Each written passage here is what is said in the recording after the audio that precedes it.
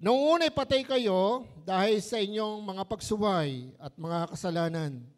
Sinunod ninyo noon ang masamang takbo ng sa mundong ito at napailalim kayo sa pinuno ng mga kapangyarihan sa himpapawid, ang espiritong naghahari sa mga taong ayaw pasakop sa Diyos.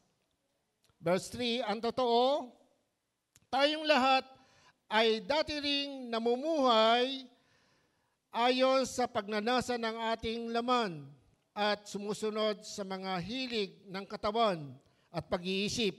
Kaya't ang ating likas na kalagayan, kabilang tayo sa mga taong kinapuputan ng Diyos.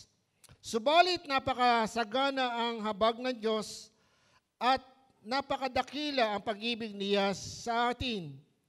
Tayo binuhay niyang kasama ni Kristo noong tayo'y mga patay pa dahil sa ating pagsuway. Naligtas nga kayo dahil sa kanyang kagandahang loob. Dahil sa ating pakipag-isa kay Kristo Jesus, tayo'y muling binuhay na kasama niya upang mamunong kasama siya sa kaharian, sa kalangitan.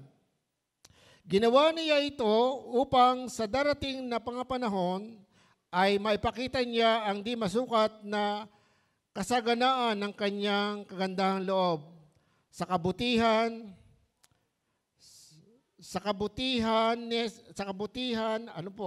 niya sa atin sa pamamagitan ni Kristo Jesus. Sapagkat dahil sa kagandahang loob ng Diyos, kayo ay naligtas sa pamamagitan ng pananampalataya at ito'y kaloob ng Diyos at hindi mula sa inyong sarili.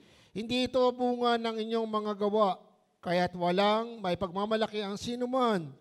Kung ano tayo ngayon ay gawa ng Diyos sa pakikipag-isa natin kay Kristo Jesus, ay nilikha niya tayo para sa mabuting gawa na inanda na niya noong una pa man upang gawin ito. Okay, siguro po nakakasiyak yung o kaya nakakabigla yung opening, ano ba? Sabi nga doon, dati patay kayo. Tingnan mo yung katabi mo. Ayan. Sabi mo sa katabi mo, buhay ka naman di ba? Hindi ka patay.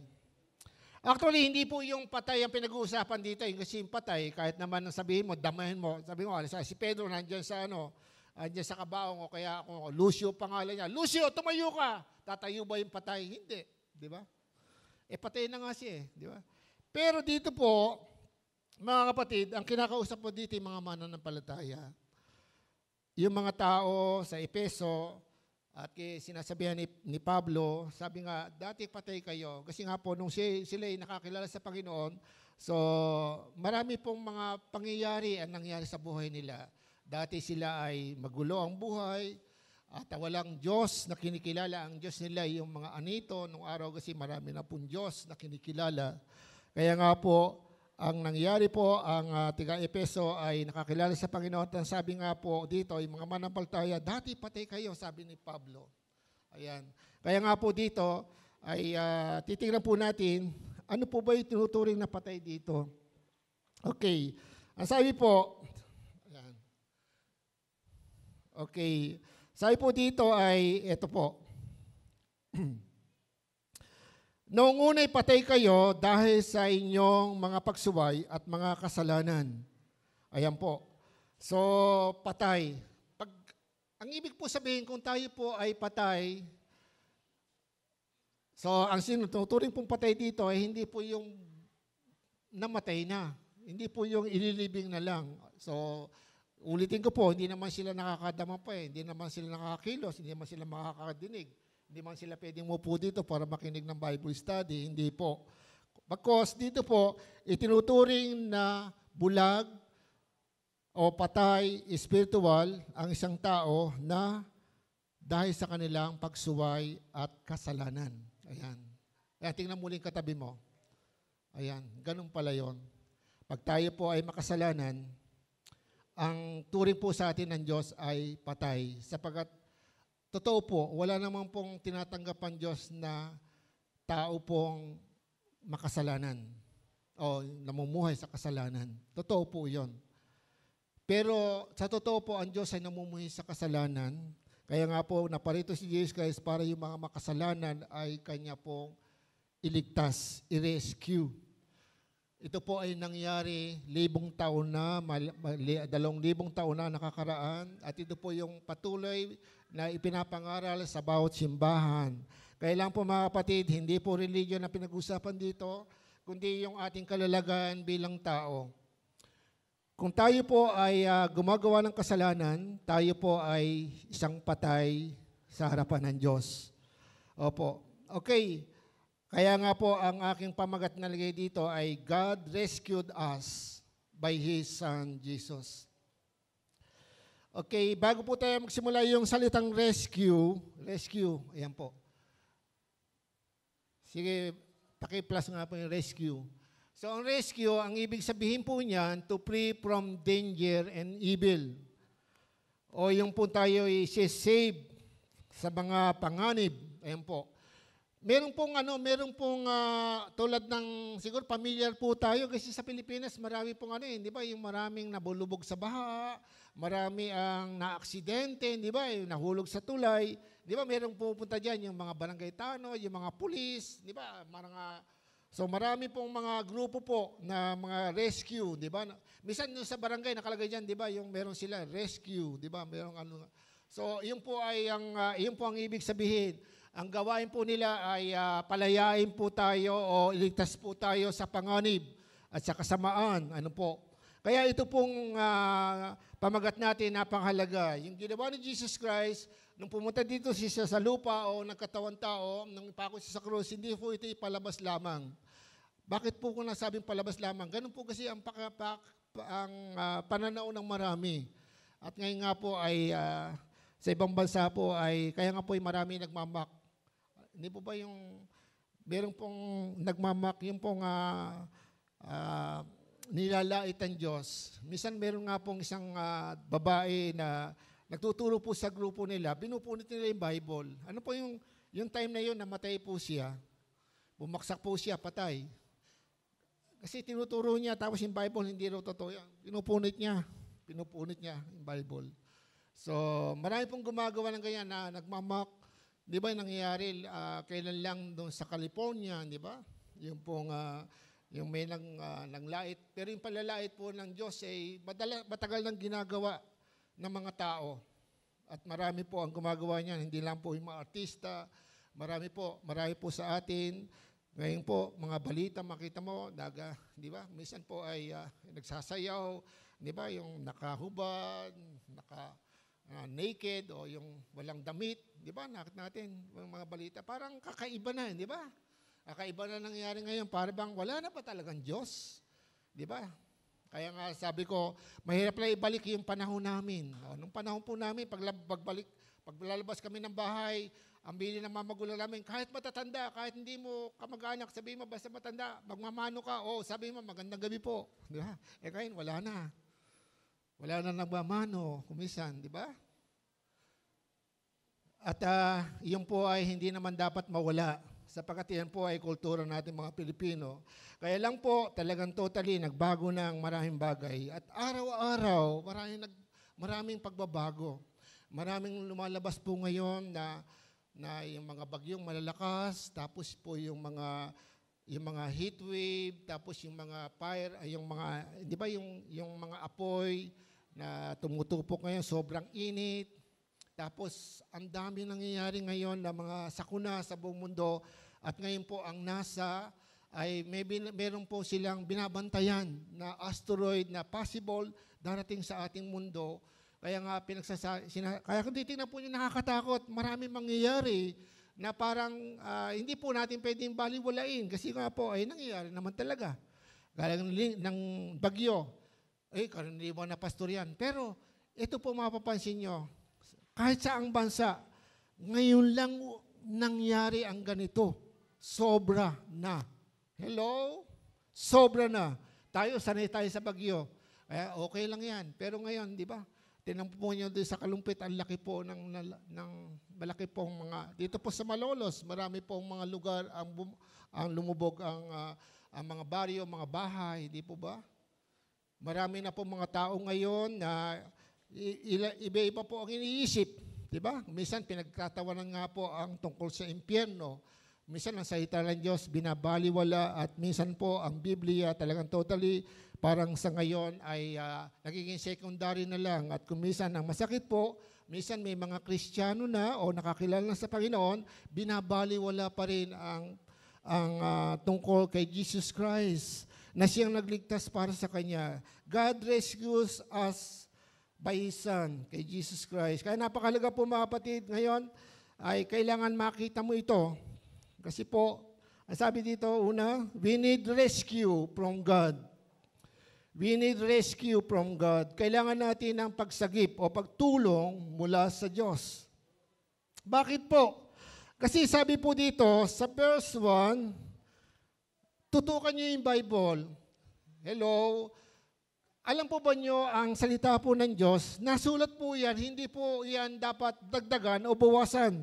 Kaya nga po, sa pagbabasa ng Biblia, kahit ikaw'y baguhan, ayan po, kahit ikaw'y baguhan na nagbabasa ng Bible, madali mo po ito maunawaan. Nakadesign lang po ito para sa grade 5. Yung grade 5 po kasi medyo ano na sila sa pagbabasa, di po ba?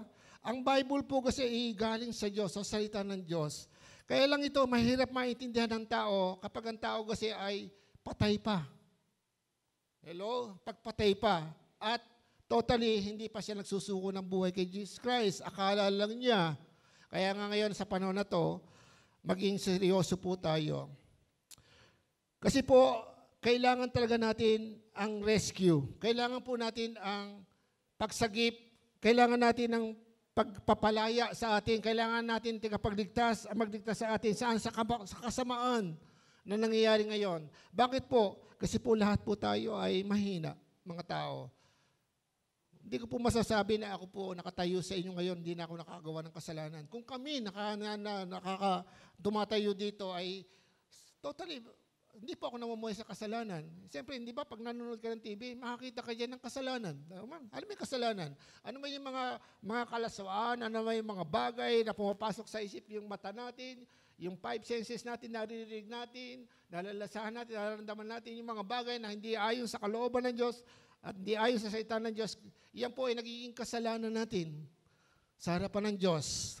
Kaya lang, kung ikaw po ay hindi pa tumatanggap kay Jesus Christ at ikaw ay patay pa, itinuturing kang patay sa harapan ng Diyos spiritually, wala ka pang kaugnayan sa tunay na kaugnayan sa Diyos, masakit man po, pero po ito ang totoo. Magkakaroon lang po tayo ng tunay na relasyon sa Diyos kung yung anak niya na isinugo dito sa mundo at namatay para sa ating lahat, sa ating kasalanan, ay tatanggapin mo sa iyong puso. Pag tinanggap mo siya sa iyong puso, doon po papasok na ikaw po ay mapabilang sa sambahayan ng Diyos. Sapagkat sinabi ng John chapter 1 verse 12, ang sino man tumanggap at nanalig sa Kanya, kay Jesus Christ, ay pinagkalooban niya ng karapatan maging anak ng Diyos. Ang anak ng Diyos na sinasabi sa Bible, hindi ko po sinasabi, ang sabi po, nakasulat sa Bible, dapat nating paniwalaan, ang sino man tumanggap at nanalig sa Kanya, kay Jesus Christ, ang binigyan ng karapatan maging anak ng Diyos. Ang pagiging anak ng Diyos, hindi po yung nilalang tayo o kagagawa ng ating mga magulang, ng ating tatay at nanay. Ipinanganak ako ng nanay ko, anak na ako ng Diyos. Hindi po. Tayo po yung lahat ay nilikha ng Diyos. Mula kay Eva at Adan. At si Eva at Adan ay nagkaroon ng supling. Di po ba? Si Cain at si Abel. Ano po nangyari? Yung dalawa nilang anak. Di ba? Pinatay ni Abel si Cain? Hindi. Si Cain ang pumatay kay Abel. Ayan. Kasi pag sinabi niyong amen, hindi kayo nagbabasa ng Bible. Amen. Si Cain ang pumatay kay Abel. At tandaan natin, yung unang tao o anak ni Eva at ni Adan ay nagkasala, doon po tayo nagmula kay Eva at kay Adan. Kaya nga yun ang namana natin mga tao. Kaya hindi natin pwede sabihin na wala tayong kasalanan sapagkat nasusulat sa Biblia, lahat tayo makasalanan. Kaya nga po ang sabi dito, nung una, itinuturing kayo. So sa aking version, pwede bang i-plus dito yung aking version? So, ang salita ng Diyos. Sabi dito, ayan, nandiyan na po. So, sundan na lang po niyo ako. Sabi dito, nung una, Itinuturing kayong mga patay ng Diyos dahil sa mga pagsuway at mga kasalanan. So, spiritually dead. Patay po tayo. Dahil sa kasalanan. Ano ba yung kasalanan? So, minsan sabi, hindi man ako pumapatay, hindi man ako nagnanakaw, hindi man ako, hindi ako gumagawa ng ganito. Minsan, akala natin yung kasalanan, yun lang alam natin. Hello?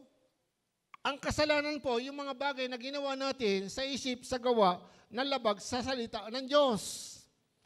Kaya nga po meron tayong 10 utos. Ang 10 utos po sa Biblia, hanggang ngayon, hindi po yan binabaliwala. Kahit nung panahon ni Jesus Christ at kahit po ngayon. Dahil ang 10 utos, ang tuturo po sa atin kung ano ang mabuti at masama. Ano ang kasalanan at ano ang ayaw ng Diyos. Kaya kung nagsisinungaling ka, tira mo yung katabi mo. Hindi ka ba nagsisinungaling? Hindi ba alam mo pagsisinungaling yung kasalanan? Pastor, maliit lang naman Kunting-kunti lang kasalanan ko Kahit maliit yan, kahit malaki yan, ano yan? Tawag diyan ano? Kasalanang maliit. Meron bang ganun? Kasalanang malaki at kasalanang maliit. Sa Bible, kasalanan lang yan Hello? Pero kung nakasulat dito, may makasalanang maliit, okay lang. Possible dito, may nakasulat dito, kasalanang hahantong sa kamatayang espiritual at mayroong kasalanang hahantong sa kamatayang espiritual. Ang binabalaan po doon ay mga mananampalataya na. Kasi po, akala natin, yung ginagawa natin ngayon, ay ayong pa sa kalooban ng Diyos. Kaya napakahalaga po yung tayo po ay gising. We need rescue from God. Kailangan natin ang pagsagip o tulong mula sa Diyos. Hindi po dahil, Kristiyano na ako, hindi ko na kailangan yan. Hindi, nagkakamali ka. Kahit ako, nangangailangan ng tulong. Kaya po kami mga pastor, meron kaming prayer, meron kaming pag-uusap ng mga problema.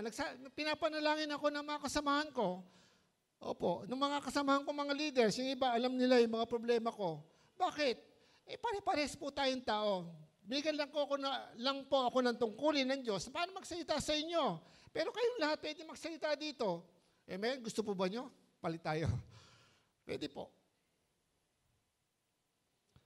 Pero mga kapatid, napakahalaga, basahin po natin ang Bible. Nung una, itinuturing kayong patay. Pero sa ibang version po, nung una, patay kayo. Di ba? Masakit yan. Nung una, patay kayo. Paano yun?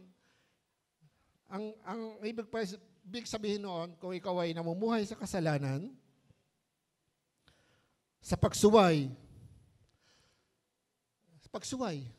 Paano malalaman pagsuway kung walang utos? Hello? Sabi na sa nakalagay dyan, bawal magtapon ng basura. May multa, 500. Di ba? Paano malalaman ng, nagkasala ka? Kasi merong ordinansa.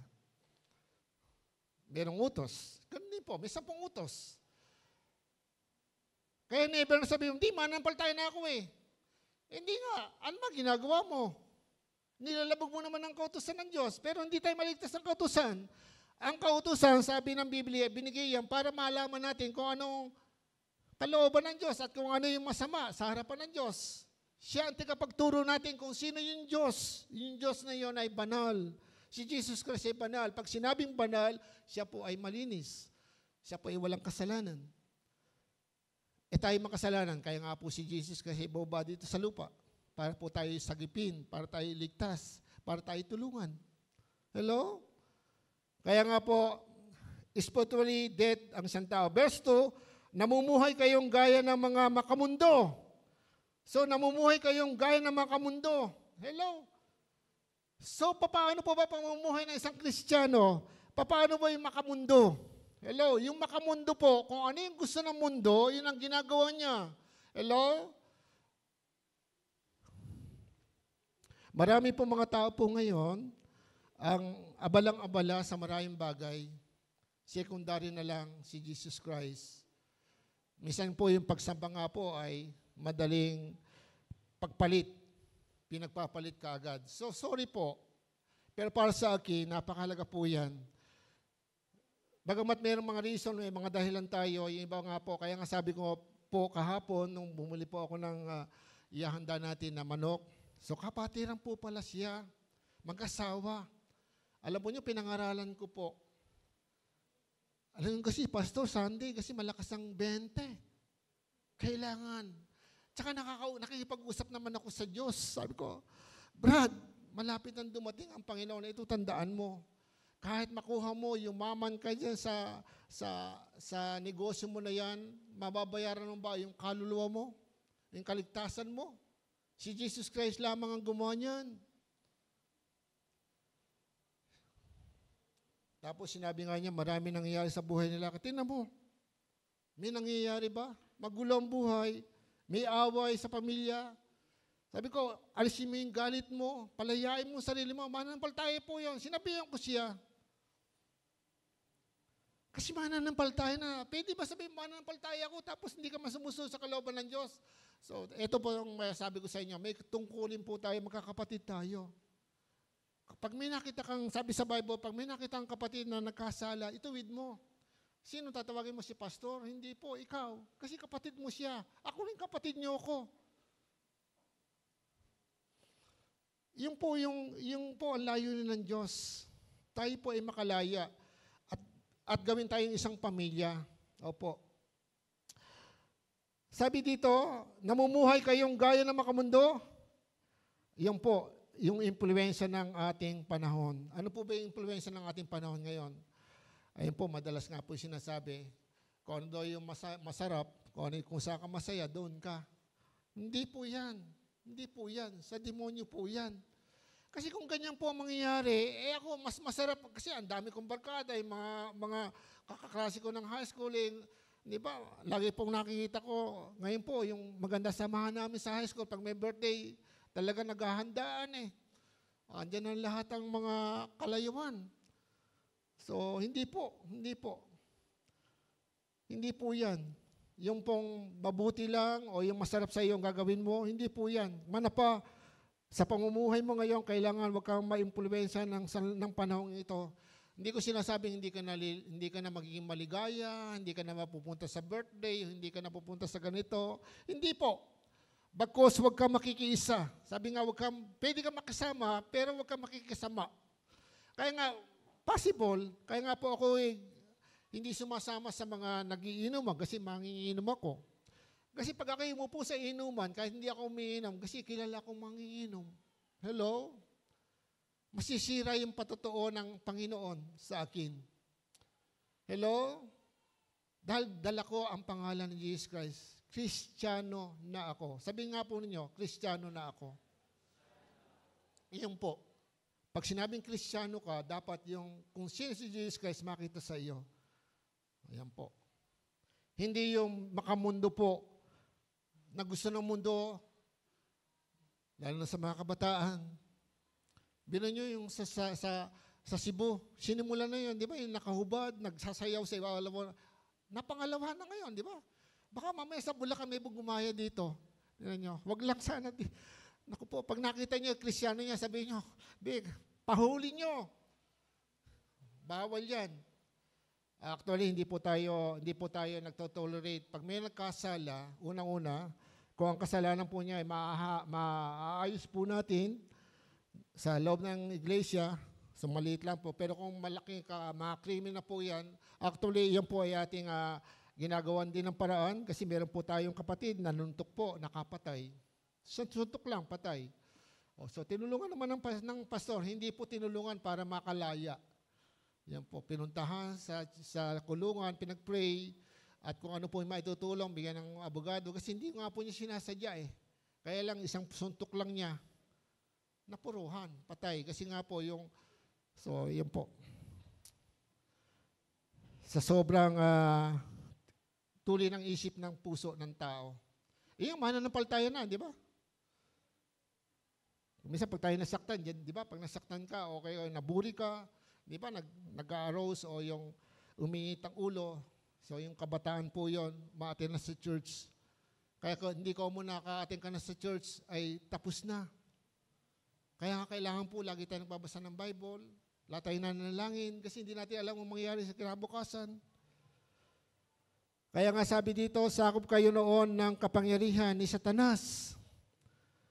Ang kapangyarihan ni Satanas, ang hari ng mga espiritu na naghahari sa mundo. Verse 2 yun tuloy po natin.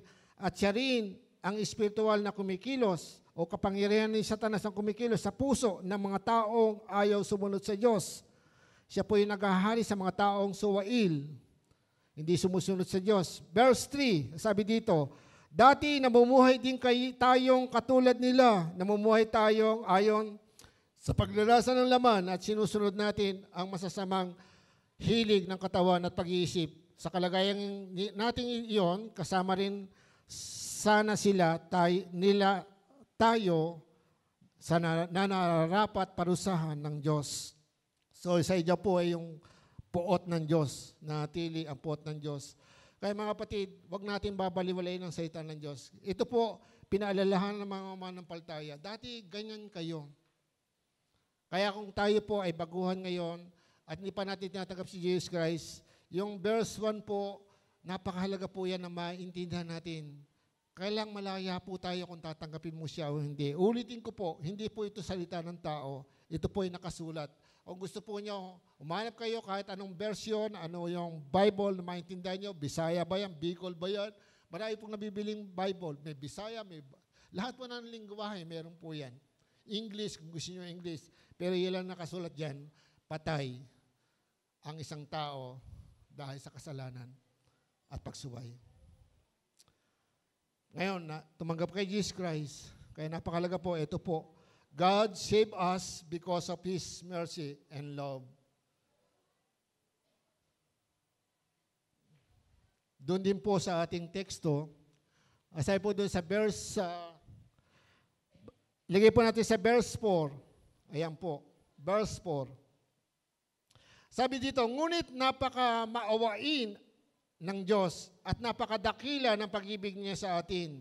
Verse 5, na kahit itinuturing tayong patay dahil sa mga kasalanan natin, muli niya tayong binuhay kasama ni Kristo. Ayan, kaya naligtas tayo dahil lamang sa biyaya ng Diyos. Amen. Ito po yung napakaganda. Ang isang taong patay, pwede palang mabuhay. So, hindi physical, spiritual, pwede palang mabuhay.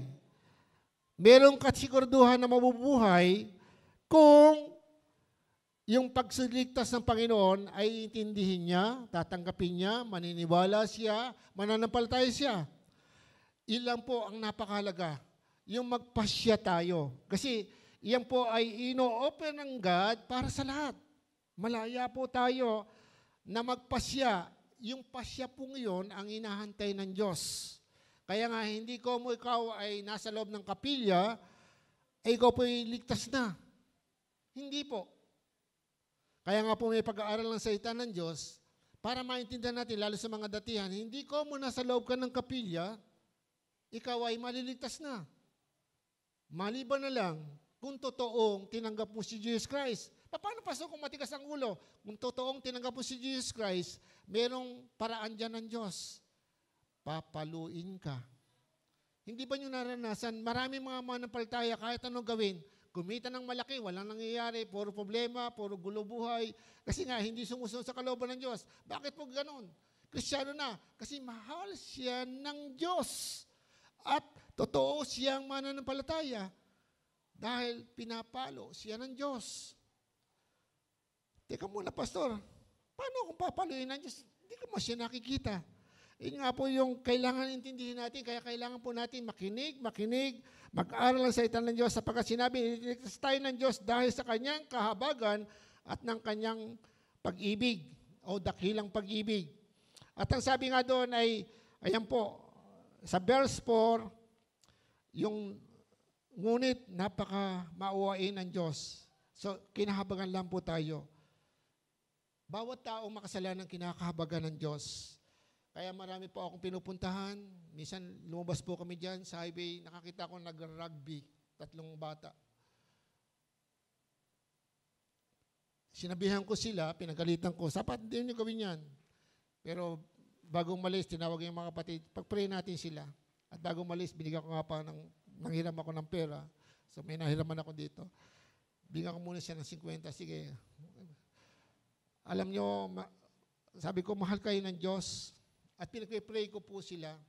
Alam po ba niyo, kung minsan po tayo, pag nakakita na nakakailis sa tao, hindi ba? namimili tayo ng pakikisamahan. Pero sa harapan ng Diyos, hindi po ganyan. Ang Panginoon, hindi ganyan eh. Bakit ganon? Katulad ko, di man ako karapat-dapat, pero pinagtiyagaan ako ng Diyos eh. Hanggang ngayon eh, pag matigas sa ulo ko, andyan ang Diyos, hindi siya nagbabago. Pero tayong mga tao, nagbabago, di ba? Parang ngayon, wala nang pakialam. Wala nang pangangaral ng salita ng Diyos. So, ito, bahala na kayo dyan. Hindi po. Napakaganda po na lalo tayong gumawa ngayon kung tayo tunay na Kristiyano kasi malapit na dumating ang Panginoon. At yung pong sinasabi nga, itinuturing tayong patay dahil sa mga kasalanan, muli niya tayong binuhay kasama ni Kristo. Kaya po mayroong pag-asa. Dahil si Kristo po, nabuhay mula sa mga patay. At kung si Jesus Christ po, ay tatanggapin natin, katulad ni Jesus Christ, mabubuhay tayong kasama niya. Kung paano si Jesus Christ ay nandoon sa langit, at nandoon na po siya sa langit, ganyan din po ang sinabi sa Bible. Kapag tayo tumanggap kay Jesus Christ, magiging tagapagmana tayong katulad ni Jesus Christ ng kaharian ng langit. Amen? Gusto mo ba yun? Pag tinanggap mo si Jesus Christ, kaya lang kung totoo po, tinanggap mo si Jesus Christ, naintindihan mo na siya ay namatay para sa iyong kasalanan, nagsisi ka, tinanggap mo siya, at nung tanggapin mo siya, totoo pa lang, wala pa po tayong nagagawang kabutihan. Actually, marami nga po tumanggap sa Panginoon, marami pang ginagawang kasalanan eh. Kasi kulang pa nga sa pag-aaral ng salita ng Diyos, kaya nga po yung proseso, yung kaligtasan po, minsan lang po yan darating sa buhay natin. Pag tinanggap natin si Jesus Christ, kaagad bibigyan tayo ng kaligtasan. Bakit po? Papasok siya sa pamagitan ng Holy Spirit sa ating puso. At ang titingnan po ng Diyos ngayon ay hindi na yung kasalanan mo, kundi titingnan si Jesus Christ na tinanggap po sa puso mo. Kaya nga po tatanggapin tayo bilang anak niya. Kasi kung kasalanan titingnan, kahit po tumanggap tayo sa Panginoon, kahit nga po akong pastor eh. Di ba? Nadudulas tayo, nagkakamali tayo, sumasama ang loob natin. Ano ba? Hindi man ako pumapatay ng tao. Minsan, di ba, kung kayo sumasama ang loob, sumasama din ang loob ko. Kaya lang, madalas kong sinasabi sa pulpiting ito, pag sumasama ang loob ko, ang pinagpipray ko, hindi yung tao na kasama ang loob ko, sarili ko. Lord, alisin mo yung galit ko. Alisin mo yung sama ng loob ko. Kasi po, pag may sama ako ng loob dito sa puso ko, ayaw yan ng Diyos na nandito sa puso ko. Ayaw yan ng Holy Spirit. At yan ang patotoo ng isang Kristiyano. Meron na siyang bagong pagkatao nasa loob niya. Yung po yun. John chapter 3 verse 16, sinabi kanina, di ba? Binasa natin, gayon na lamang ang pag-ibig ng Diyos, sapagkat gayon na lamang ang pag-ibig ng Diyos sa libutan, sa mga tao makasalanan, sa sangkatauhan. Kaya binigay niya, kanino? Kanino binigay? Kaya ibinigay niya sa mga tao makasalanan, si Jesus Christ. Kanyang bugtong na anak, upang ang sino mang, nakalagay ba niya sumapi, maging membro? Ano sabi? Sumampalataya. Sumampalataya, hindi sasampalataya pa lang. Yung sumampalataya lang. Sumampalataya ka, magkakaroon ka ng, hindi ka mapapahamak. Hindi ka mapapahamak saan? Hindi ka ba ma-aksidente? Hindi ka ba magkakasakit? Hindi ka ba magkamangailangan? Hindi.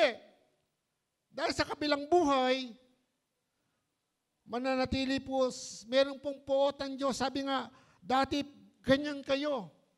Namumuhay ayon sa pita ng laman sa verse 3 ng ating Ephesians, di ba?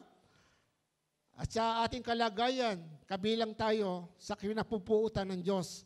Tandaan nyo, walang mapupunta sa langit ng taong makasalanan. Hindi lahat ng namatay pupunta sa langit.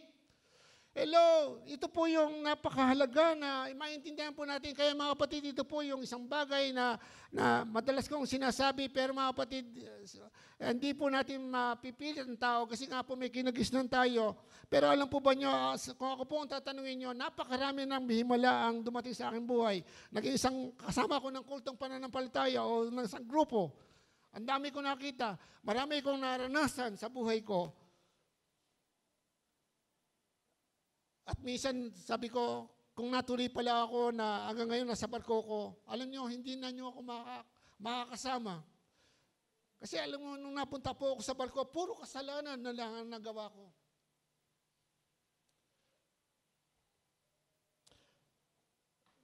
At kahit nung ako'y binata, pag uwi ako sa bahay, 2:00 ng madaling araw, lasing ako, at minsan nung ako po ay nasama sa kulto pa ng Paltaya, yung mga ng albulayo o ng gagamot, naging alagad po ako niyan. Kung sasabihin nyo, walang duwende, nakakita na ako ng duwende. Marami na akong naranasan ng mga espiritu, kaya totoo pong may espiritu. At ang duwende ngayon, hindi na nyo hahanapin sa gubat.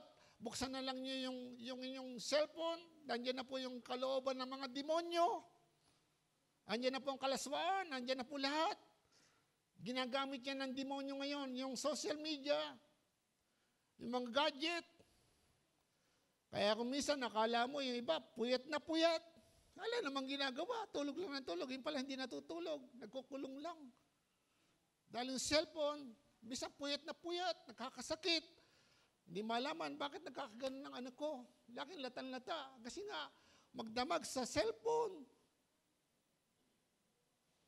Masakit, di po ba? Pero sino ang magtutuwid sa atin?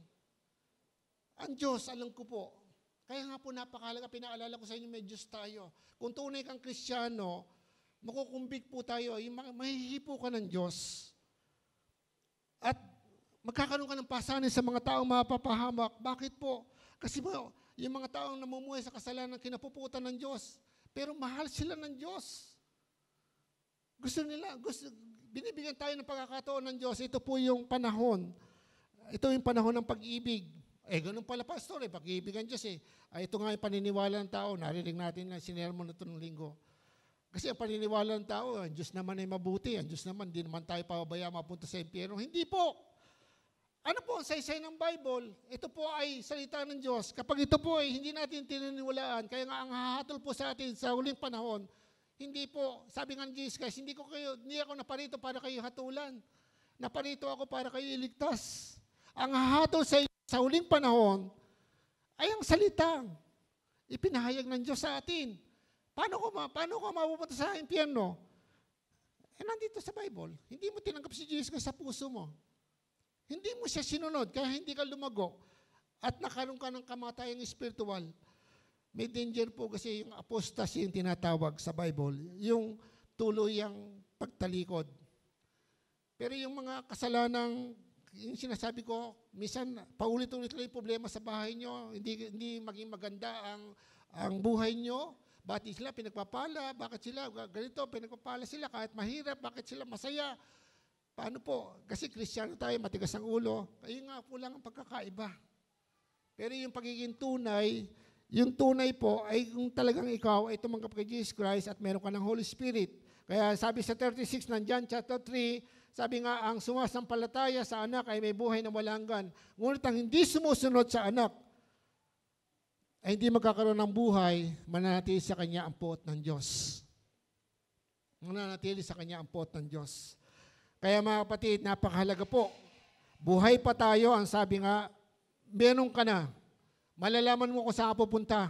Sa impyerno ba o sa langit? Totoo ba yung pastor? Basahin mo yung Bible.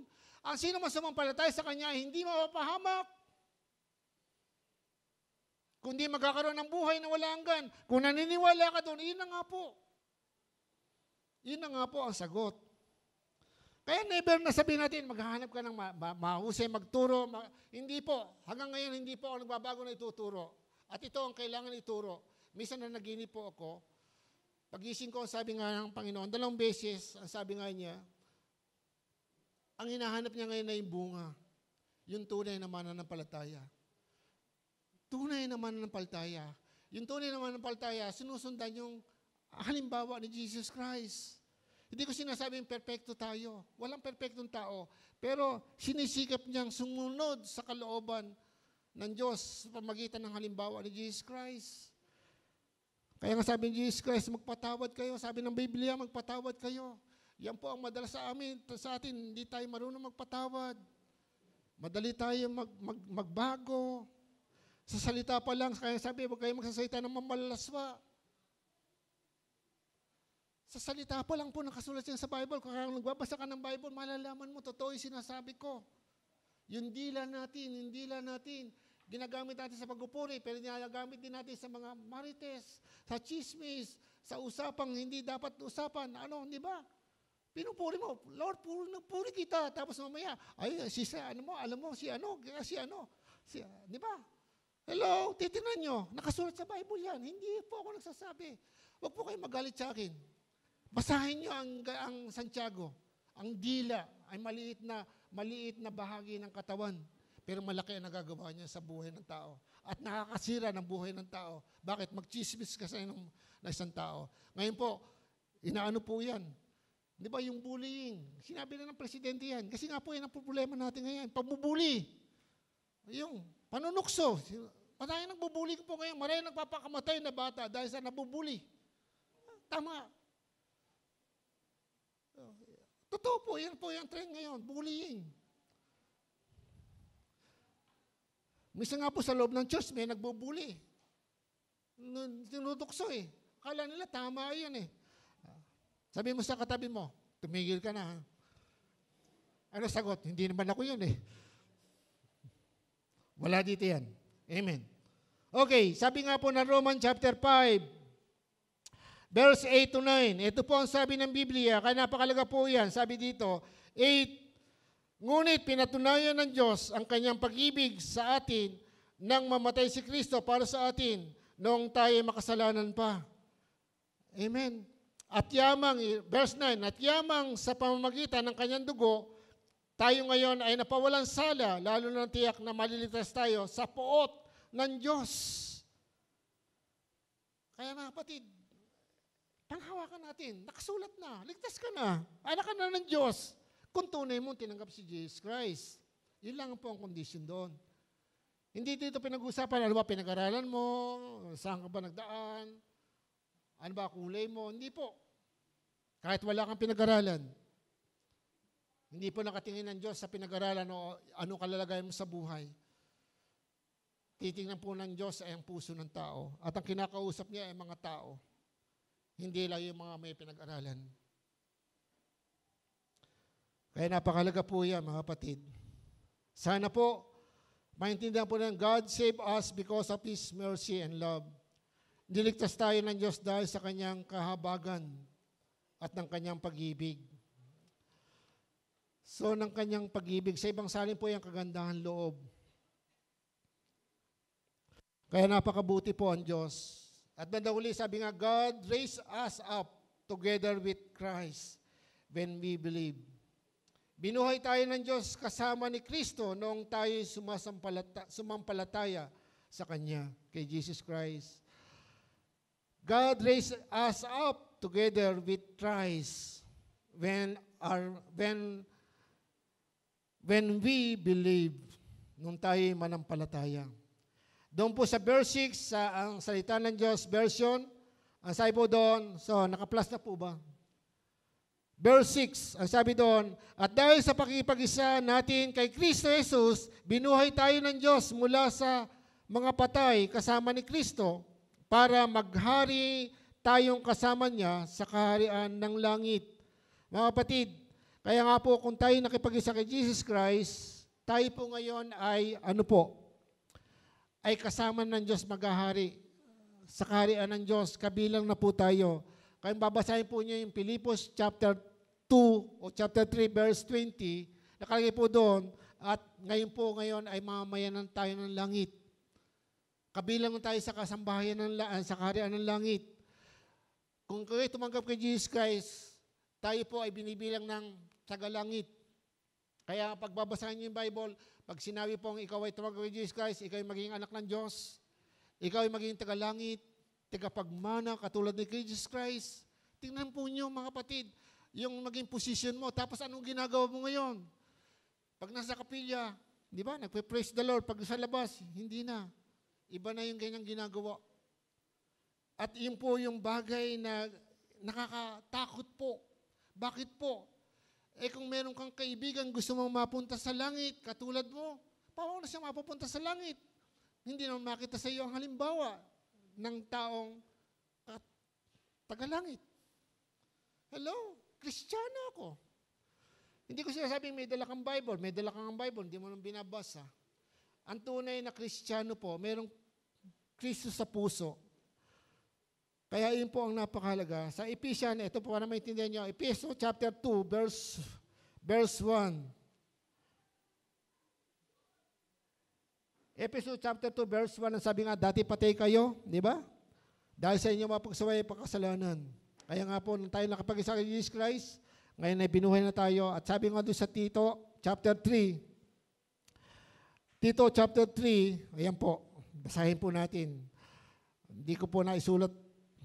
Okay, Tito chapter 3, verse 3 to 7. Sorry po. 3 to 7. Sabi dito, okay, noong una rin mismo ay tayo rin mismo ay mga hangal. Hindi masunurin, ayan, naliligaw, at naging alipin ng mga makamundong damdamin at lahat ng uri ng kalayawan. Naghari sa atin ang masamang isipan at pagkainggit, tayo'y kinapuutan ng iba at sila'y kinapuutan din natin. Ngunit nang mahayag ang kahabagan, ang kabutihan ng pag-ibig ng Diyos na ating tagapagligtas, ayan, iniligtas niya tayo, hindi dahil sa ating mabubuting gawa, kundi dahil sa kanyang habag sa atin. Tayo'y iniligtas niya sa pamamagitan ng Espiritu Santo na naguhuga sa ating upang tayo ipanganak na muli at magkaroon ng bagong buhay. Masaganang ipinakaloob ng Diyos sa atin ang Espiritu Santo sa pamamagitan ng ating tagapagligtas na si Jesucristo upang tayo gawing matuwid sa pamamagitan ng kanyang kagandahang loob at tayo maging tagapagmana ng inaasahan nating buhay na walang hanggan. Kaya mga kapatid, napakahalaga po yun. Yung tayo po, maintindihan natin na tayo naligtas sa pamagitan lang po ng ating pagsampalataya at sa pamagitan ng paglilinis ng banal na Espiritu na nagbigay ng bagong buhay sa atin. Kaya nga po yung born again o yung regeneration. Yung regeneration, yung generation po, ito po yung mga pinanganak na tao. Kaya yung re po, sa salitang Latin, ang ibig sabihin muli. Kaya nga sabi, kaya pag sinabi regeneration, ipanganak kang muli. Dapat kang ipanganak na muli. Sa Bible, sa John chapter 3, verse 3, sabi nga Jesus Christ, except a man be born again, he cannot enter the kingdom of God. Maliban na ang isang tao ipanganak na muli, hindi siya makakapasok, hindi siya makakita ng kaharian ng Diyos. Kaya napakahalaga po ito mga kapatid. Bakit tayo ipapanganak muli? Kasi patay tayo, spiritual sa harap ng Diyos. At para ka maging anak ng Diyos at mabuhay, tanggapin mo si Jesus Christ sa puso mo sa pamagitan ng Holy Spirit. Iyan po ay po ilalagay sa atin. Balik po natin sa Ephesians para maintindihan po niyo. Ephesians chapter 1. Ayan. Ephesians chapter 1, verse 13. Ayan po. So, dito po tayo magtapos. Okay? Sige po, tayo po tumayo. Ephesians chapter 1. Ayan. Sige, basahin ko lang po sa inyo. Verse 13 to 14. Ito po ang sabi. Sa pamagitan ni Kristo, kayo rin na nakarinig ng salita ng katotohanan na magandang balita na nagdudulot ng kaligtasan at sa sumasampalataya sa Kanya ay pinakalooban ng ipinangakong Espiritu Santo. Pinakalooban ng ipinangakong Espiritu Santo bilang tatak ng pagkakahirang sa inyo. Ang Espiritu Santo ang katibayan. Ang Espiritu Santo ang katibayan na makakamit natin ng lubos ang lahat ng pinangako ng Diyos sa atin. Sa gayon ay papurihan ang kanyang kaluwalhatian. Kaya mga kapatid, napakahalaga po, kailangan po tayo ma-rescue ng Panginoon spiritually. Kailangan po tayo mabuhay na muli sapagkat hindi mo niyo maintindihan yung sinasabi sa Bible at hindi natin ito mararanasan. At kung tayo po ngayon ay tumanggap na sa Panginoon at hindi po tayo lubos na nagsusuko ng buhay, kaya po tayo nahihirapan. Ang pagtanggap sa Panginoon ay minsan lang, pero yung pagbabago ay proseso po ito. Kailangan sumunod po tayo. Hindi natin mapipilit na gusto natin yumaman, gusto natin sumaya ang buhay natin, gusto natin magtagumpay nang tayo hindi sumusunod sa kalooban ng Diyos. Bakit po? Kasi po tayo kabilang na sa kanyang sambahayan. At ang gusto ng Ama, tayo po ay makatulad ng kanyang anak na si Jesus Christ na tinanggap mo sa puso mo. Kaya hindi mahirap na si Kristo ay makamukha mo. Yung ikaw po ay magkaroon ng pasanin, pag-ibig para sa mga tao, tumulong sa mga tao. Bakit po? Dahil nandito sa Kristo. At yung kamuyaan at talikod ng kasalanan, magagawa mo dahil si Kristo nandito. Dahil mismo si Kristo, nung naging tao dito sa lupa, tinukso sa lahat ng bagay, pero hindi nagkasala. Hello? Ngayon, tinanggap mo si Kristo, gawa ka ng kasalanan. Anong ibig sabihin nun? Laban ka sa tinanggap mo.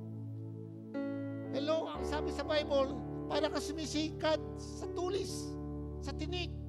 Pinahirapan mo sarili mo dahil yung hindi natin pagsunod doon sa Diyos na tinanggap mo, malaking kasalanan niya sa harapan ng Diyos. Pero dahil sa kanyang dakilang pag-ibig, hindi kanya mabitawan. Bakit po? Kasi ang puot ng Diyos, araw-gabi, magangalit ang iyong ngipin doon. Malalayo ka sa Diyos forever. Hello? Kaya nga po nagtsatsaga ang Diyos sa atin. Inaantay lang po niya na tayo po ay lumago. Yung po yung paglago ang inaantay niya sa atin, mga kapatid. At sa panahon ito, mga kapatid, kung kayo po ay nakikinig ng mga balita, yung kayo ay nanonood ng YouTube, ang laging pinag-uusapan po ngayon, malapit ng paghuhukom, malapit na po ang rapture. Alam po ba niyo ang rapture? Dadagitin po ang lahat ng mananampalataya ng Jesus Christ. Hello? Hindi po lahat ng tao kukunin ng Diyos. Nakakatakot. Pero mga kapatid, hindi po nananakot ang Diyos. Kaya nga po may Bible eh. Ngayon po ang panahon, ang binabantayan po namin nagtuturo ng Biblia, nangyayari po sa Middle East, nangyayari sa Israel. Ano po ba ang nakikita natin ngayon maganda mangyayari? Konting kibot na lang po, kiyera na ang mangyayari. Hello? Sa bansa po natin, sa gabi po ng Ilocos o Cagayan, nakakagulo po ang mga isipan ng mga tao dyan. Kasi po, ang dami po mga sundalong nariyan. Ang daming nilalagay ng mga missile. Nilalagay po sa Pilipinas. Nakatago po yan. Sa Baler. Kasi po, pinaghahandaan ngayon ng gyera laban sa China. Hello? Sino makakasabi sa inyo, hindi mangyayari yan? Hello? Nangungusap na ang Diyos sa atin ngayon sa iba't ibang kaparaanan. Pero ano ang ginugusto natin, mga tao? Pero matyaga po ang Diyos sa atin. Yung pag-ibig niya, John 3:16, kayo na lamang ang pag-ibig ng Diyos sa iyo. Kaya ibinigay ng Diyos ang kanyang bugtong na anak sa iyo. Upang kung ikaw ay sasampalataya, hindi ka mapapahamak, kundi ikaw ay magkakaroon ng buhay na malanggan. Sa iyan. Hindi sa akin yan. Hindi lang nakasulat sa Biblia. Sa iyan. Minahal ka ng Diyos. At hanggang ngayon, ang pag-ibig na yan nanatili. Pero pagdating ng paghuhukom ng rapture, wala na po. Kung maiiwanan ka, wala po akong masasabi. Kung tayo po ay maliligtas pa o hindi. Dahil sa huling panahon, pag na-rapture po, doon po mananampalataya ang mga Israelita, ang bayang pinili ng Diyos. Ito po yung katotohanan. Hindi po tayo nananakot, kundi ito po yung pag-ibig ng Diyos ay binibigay sa atin. Kaya po sinasabi po ito namin, ito po yung kapahayagan na nasa ita ng Diyos. Di ba? Babaguhin na lahat ng bagay. Sa nangyayari ngayon, palagay nyo, meron pang magandang mangyayari ngayon. Ulitin ko po, tingnan po nyo sa YouTube. Minsan po sa balita po, sa TV, sinabi na po yan, merong asteroid, merong malaking bato po yon na napakalaki na pwede tumama ngayon sa ating mundo. Itong this year, sinasabi, hello? Eh, ano magawa ko pa so dyan? Mag-pray tayo. Yun po ang bagay na binigay sa atin na kapangyarihan, power and authority, yung tayo po ay makapanalangin. Kaya kanina, bago po tayo magsimula dito, may pinanalangin kami, may sakit na kapatiran. May mga kapatiran tayo may sakit ngayon. kamag-anak, kami po may kamag-anak na kapatiran, matutulungan ba namin sila sa kanilang karamdaman? Mabigyan mga namin sila ng pera? Wala rin. Kailangan nilang kagalingan. Galing saan? Galing sa Diyos. Paano? Pinapanalangin namin. Hello? Kayo po, pwede kayong manalangin. Pwede tayong tumulong sa tao kahit wala tayong pera. Manalangin ka lang. Mayaman ang Diyos natin. Ang dami kong nagagawa ang pinanalangin ko. Merong pagtugon ng Panginoon. Wala akong maibigay na pera. Pero dahil tinanggap si Jesus Christ at sinabi nga niya, nandito na, binibigyan ko kayo ng kapangyarihan. Kung ano yung kapangyarihan binigay sa akin ng Ama, ibibigay ko sa inyo. Totoo po yun. Nababaliwala lang po natin. Bakit po? Dahil sa kainaan nating mga tao. Kailangan natin ng rescue. Kailangan natin ng tulong. Huwag mo sabihin, matagal ka na sa Panginoon. Kung hanggang ngayon hindi ka nakakaakay ng kaluluwa, kailangan mo ang rescue. Dahil tinawag tayo ng Diyos para parangalan, para patatuhanan ang pag-ibig ng Diyos sa ibang tao. At sa mga pamilya, natutuwa po ba tayo? Ako wala na po yung mga father at mother ko. Pero natutuwa po ako dahil kahit wala na sila. May kalungkutan sa puso ko kahit matanda na ako. Pag naalala ko sana, naiiyak ako. Pero masaya ako. Bakit po? Bago sila namatay, nakakilala sa Panginoon. Amen? Dahil yun ang sabi ng Biblia, ang sino man na kay Kristo ay mapupunta sa langit. Sapat sinabing Jesus Christ, ako ang daan, ang katotohanan at ang buhay. Wala makakapunta sa Ama kundi sa pamagitan ko, sabi ni Jesus Christ. Ang nanay at tatay ko ay nasa langit. Masaya kami kahit wala na siya. Ngayon ako nalulungkot. Bakit po? Kasi marami pa akong mga mahal sa buhay na di pa nakakilala. Kaya po, halos araw-araw, pinagpipray ko sila. May mga pamangkin ako na nasa abroad. May mga kamag-anak na di pa manampalataya. Pinagpipray ko po sila kasi naniniwala ako sa salita ng Diyos. Kaya kung naniniwala ka na ikaw pupunta sa langit, gusto mo ba ikaw lang? Hello? Paano kung wala pa paghuhukom, namatay ka, nandun ka sa langit, ipasilip sa iyo ngayon yung impyerno. Makita mo yung mga tao doon, may magagawa ka pa ba? Wala na. Dahil pag namatay tayo, sabi sa Bible, wala na makakabalik. Once na isang tao ay mamatay, huhukuman na siya ng Diyos.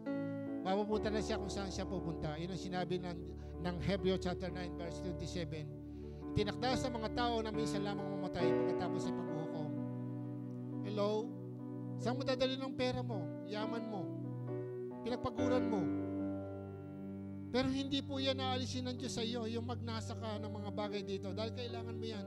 Pero yung ibigin mo ang salapi at pagpalit mo ang Diyos mo sa hanap buhay mo, sa pagsamba mo sa Diyos, sa paglilingkod mo sa Diyos, ang iyong hanap buhay, mga kapatid, iyan ang masakit sa Ama, sa ating Diyos. Palagay niyo ako po magulang na. Minsan yung anak ko hindi punta sa amin ng Christmas. Tayo hindi kami makakarating. Kasi may asawa na siya eh. Alam niyo, sakit. Kasi hindi kami sanay na ganon. Gano'n po yung Ama? Na araw ng pananambahan, gusto niya sama-sama tayo. Diba? Kaya kung tayo tumanggap sa Panginoon, tayo po itinatawagan ng Diyos. Kailangan natin rescue. Kailangan lang po natin ngayon ay aminin natin sa Diyos, Lord, kailangan kong tulong. Huwag tayo magmamalaki sa harapan ng Diyos. Kahit ako'y tumatayo na dito, kailangan ko tulong ng Diyos. Gaano pa kayo? Kailangan kong tulong ng Diyos kasi gusto ko kayong matulungan. Alam mo, paano ko kayo matutulungan kung ako'y mahina? Hello? Tama? Kung nag-aalilangan ako sa salita ng Diyos, kaya masasabi ko po sa inyo mga kapatid, bawat pamilya, gusto ng Diyos pagpalain. Yung ama, anak, lolo, lola, apo, manugang lalaki, babae, anak, gusto po niya. Kaya lang, paano siya makakilos sa atin? May pangako po. Panghawakan may pangako. Sa Gawa chapter 16 verse 31, sabi niya, sumampalataya ka.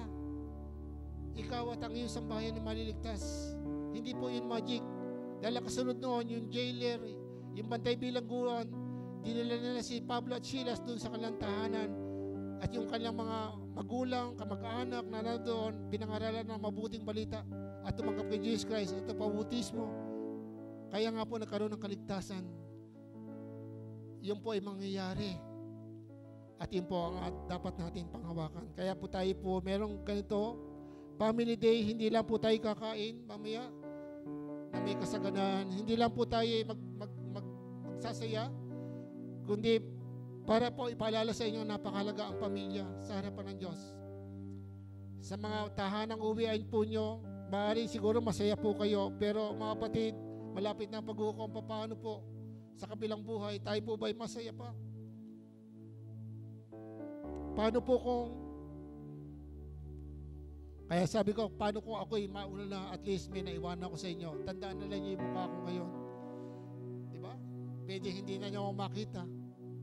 Hello? Darating tayo. Yan. Pero isa lang masasabi ko sa inyo, hindi ko pinagsisisihan ng mga bagay na sinabi ko po sa inyo, sapagkat yun po ay galing sa Diyos.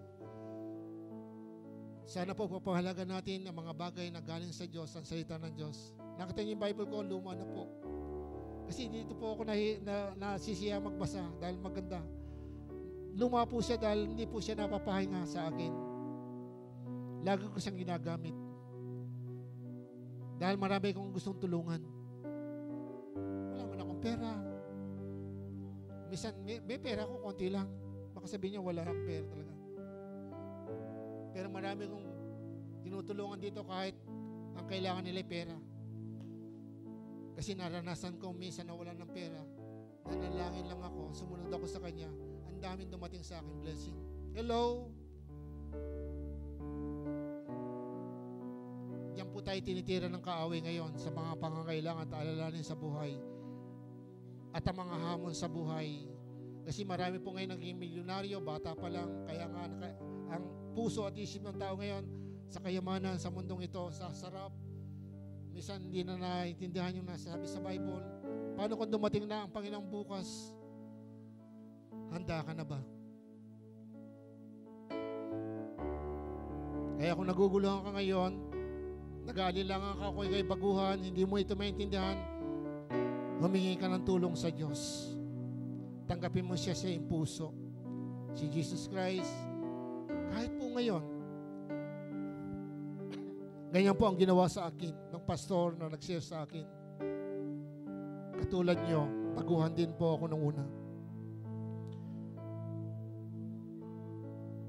At kung hindi pa po tayo lubos at susuko ng ating buhay, muli, sige po, tanggapin natin si Jesus sa ating puso. Baka po tayo nag-aakala lang. Baka nagkukunwari lang tayo. Sige po, sumunod kayo sa maikli kong panalangin. Sabihin nyo, Panginoong Jesus, sige po, lagay nyo sa puso nyo. Kasi anumang bagay nakasulat sa Bible, hindi po mangyayari sa buhay niya hanggang si Jesus Christ ay hindi po nyo tinatanggap sa inyong puso. At huwag kayong mag-alala. Hindi ko po sinasabing kayo, membro ko na. Hindi po. Manaba, pag si Jesus Christ sa puso nyo, siya po ang magtuturo sa inyo kung ano nararapat. Kailangan nyo ang tulong. Sige po. Sabihin natin, Panginoong Jesus, patuloy po sinusuko ko sa iyo ang aking buhay. Patawarin mo po ako, Panginoon. Pumasok ka po sa aking puso. Ikaw na po ang aking maging Panginoon at ikapagligtas ng aking buhay. Bigyan mo po ako ng buhay na walang hanggan. At ang aking pangalan na isulat mo po sa aklat ng buhay diyan sa kalangitan. Tulungan mo po ako makilala pa kita ng lubusan sa pamagitan ng iyong mga salita ng Biblia. Salamat po, Panginoon. Ako na lang po ang mananalangin. Amang banal, maraming salamat po. Salamat sapagkat ikaw ang aming rescue. Ikaw ang aming tulong. Ikaw ang aming tagapagligtas. Ikaw ang sasagip sa amin sa lahat ng mga panganib. Kahit po sa panahon na ito, O Diyos, habang inaantay namin ang pagparitong mo, O Diyos, sa mga datihan, dalahin ko po. Tulungan mo ang bawat isa na maging matatag, O Diyos, lalo sa panahon ito, O God, na mahigpit na pagsubok sa pananampalataya. maging ang mga baguhan, maging ang ngayon lang po ay tumanggap sa iyo. Tulad ng iyong pangako, sabi mo, hindi mo kami iiwan, ni pababayaan man. Ama, yakapin mo ang bawat isa. Patunayan mo po, Panginoon, na ikaw ay Diyos sa buhay. Kung sakaling sila may nangangailangan ng tulong o ano pang ang bagay, maging sa spiritual, maging sa financial at material na bagay, sa trabaho man, emotional man, ano man ang aming pangangailangan ay kaya mong ibigay, O Diyos, dahil ikaw ang Diyos na nangangalaga sa amin, nagmamalasakit sa amin. Pinatunayan mo na ito nang mamatay ka sa krus. Kaya lahat ng aming kailangan ay kaya mong dinggin at bigyan ng solusyon. Kaya, O Diyos, sa araw na ito, purihin ang iyong dakilang pangalan. Dalangin ko po ang bawat pamilya, hindi man kasama ng mga kapatid, O Diyos, yung kanilang iniwang tahanan, bawat pamilya na iyong mga anak. Panginoon, dalangin ko po ang iyong pagpapala. Sa ngalan ng Ama at ng Anak ng Espiritu Santo, Ama, dalangin ko po ang iyong paghipo, ang iyong pagbubukas, Panginoon, ng pintuan ng kaligtasan sa kanila, O Diyos. Ama, yung mga nag-aalilangan, Ama, yung merong natatakot, yung mga bagay na punong-puno ng alalahanin sa buhay, Lord, ituon mo sila sa iyo, Panginoon. Tulungan mo sila manampalataya. Bigyan mo sila ng malaking pananampalataya na sa panahong ito, O Diyos, ano man ang mangyari, Panginoon, hindi lang kami ligtas, kundi, Panginoon, kami aalalayan mo, tutulungan mo, tulad ng iyong pangako. Patatatagin mo kami at ililigtas sa lahat ng mga pakana ng gawa ng kaaway. Kaya, O Diyos, salamat po. Dalayan ko po ang mga estudyante po namin, O Diyos, mga kabataang narito, mga kapatid po namin, mga estudyante, makatapos sila ng kanilang pag-aaral, elementary, high school, college, kung kukuha man ng board exam, samahan mo sila tagtagumpayin, O Diyos. Sa mga naghahanap ng trabaho, O God, sa mga may mga trabaho, O Diyos, sa mga may business, O God, Lord, patnubayan po sila. Patunayan mo na ikaw ay Diyos, O, hindi ko papabaya, Panginoon, sa iyong mga pangako. Lahat ng provision na kailangan ng iyong anak ibibigay mo, O Diyos. Sa lahat ng may mga karandaman, O God, Ama, ang iyong kamay, O Diyos, ilagay mo sa kanila, Panginoon. Sa pangalan ng Panginoon Jesus, O God, dalayan po namin ang mga sakit ito, O God. Lord, Panginoon, cancer man ito, in the name of Jesus, inaangkin po namin ang kagalingan para sa Kanya. Ano man ang Kanyang karandaman, saan po siya naroon, O God. Lord, lalo po yung aming mga mahal sa buhay, yung kamag-anak po ng aking misis, O God, na nasa hospital, in the name of Jesus, hipuin mo siya, Panginoon, at pagalingin, O God. Lord, salamat po. Salamat po, Panginoon. Purihin ka, O Diyos, sapagat ikaw ang aming rescue. Ikaw ang tutulong sa amin. Ikaw ang patuloy na sasagip sa amin sa lahat ng bagay. Kaya, Ama, maraming salamat po. At lahat ng pamilya, Panginoon, Lord, inaangkin ko po, lahat sila, Panginoon, ay madadama ang iyong pag-ibig. Mabubuksan sila sa iyong mga salita. At Lord, makakasama namin sila sa pagsamba sa iyo, sa Espiritu, sa katotohanan, tulad ng iyong nais. Ama, maraming salamat, Ama. Purihin ka po, Diyos, sa araw na ito. Sa pangalan po ng aming Panginoong Jesus, ito po ang aming sama-samang dalangin. Amen and amen. God bless you.